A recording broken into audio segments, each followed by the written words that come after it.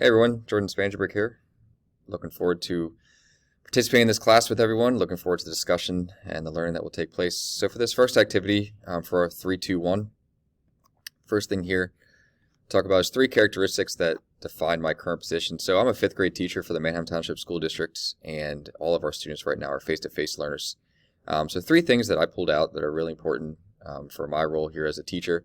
So the first thing, we need to be good communicators, and we also need to collaborate together. So the way that our school works is we're split into teams, and I myself have 60 students, all in grade 5, and like I said, they're all face-to-face learners. But we work on a team of 6, and between the 6 of us, we do share our students. So it's really important that we are constantly communicating, collaborating with each other, talking about the students that we share, things that are going well, things that are not working, supports and interventions that we're putting into place here for our kiddos. To make sure they're being as successful as possible, making sure that they're feeling welcome and just feeling overall understood as a student. So that's the first thing that I pulled out. The second thing here is it's important to set high expectations for all of our students. So we do have heterogeneous groupings for the most part here in our teams, and our students do receive different levels of supports based on their needs. But through all of that, it's super important that all of our students are held to the same high expectations for their learning and for the work that they're turning in and completing, and just their overall role here as a student in our school.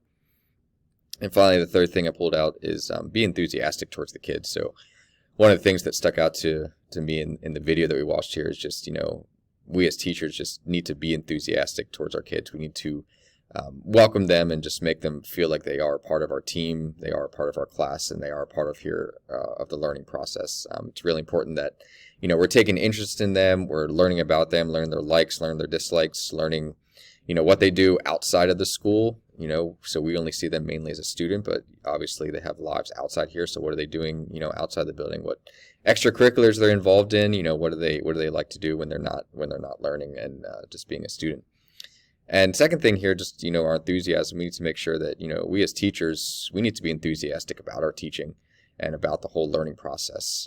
If we can get students to buy into that, then the year is going to flow a lot more smooth for us as teachers. So it's super important that we're taking our enthusiasm and building the kids up with it, but then taking that enthusiasm and sharing it with them so that they too can also be enthusiastic about being a student. So 2 ways here that I see our readings connected to the video that we watched. So the first thing I pulled out here was a quote from the video where she says, "I am somebody." And just a couple of things I wrote down that I wanted to connect to that. From the Ames article that we read then, one of the quotes that was in the article, it said the whole idea of "I belong here." And again, it's more than just feeling of acceptance by peers, but it's a belief that those students do have an important place in our classroom. They have an important place in the overall learning process. They're an active participant in all aspects of the learning process. So I think that's definitely one of the biggest things we need to take from this, is just making sure that all of our students feel like they are somebody and that they're not just a nobody or just a person that just shows up every day, but they are an integral part of the learning process every single day. Second thing, teaching and learning should bring joy. That's the second thing I pulled out. So just connecting it to the videos and to the reading. In the video, she talked about a couple of things. So first of all, she said no significant learning can occur without a significant relationship. So again, I think building those relationships with our students, especially at the beginning of the school year, is super important before any type of learning is going to take place. And she also said, which is kind of funny, kids don't learn from people they don't like. So we as teachers, we're not there to be their friends, but at the same time, I think we are there and should be viewed as people of respect in the students' lives. And overall, again, just building those relationships with those kiddos, so that way they know that they are an important piece of the learning process. Connecting them back to the readings in the Ames article again, it said students are more likely to engage in learning when tasks emphasize personal relevance and meaning within the content. So again, I think that just goes along with learning about our students and, finding what brings them joy. And then we as teachers taking that and connecting it into their lives so that, we can bring them joy and they can see the joy in learning and they can see the relevance to, why are they learning this and how can they connect that to their everyday lives. Final thing here, one area that I hope to develop within this course, and also how I want to focus on mastery goals. So the one area that I hope to develop is, again, from the video, she said to seek first to understand before being understood. And, I think that's super important. We need to make sure that we're meeting our students where they are and where they're coming from.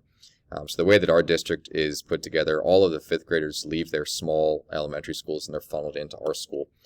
So they're leaving their small buildings that they're close and comfortable with, and they've been there for 5 years, and they're coming to our new, brand new building that's huge. And, everyone comes from different places, different backgrounds, different everything. And we need to make sure that we are meeting the students where they are and where they come from in terms of their cultures and their experiences, and just focusing on understanding that first before then we want to be understood.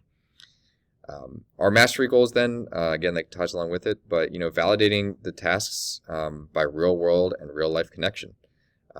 So in the Deemer article, one of the things that was said was teachers often do not set purposes of tasks and make them apparent to the students. Tasks should be validated by real life connection, and it shouldn't be negatives, simply by just saying you need to learn this because it's on the next test.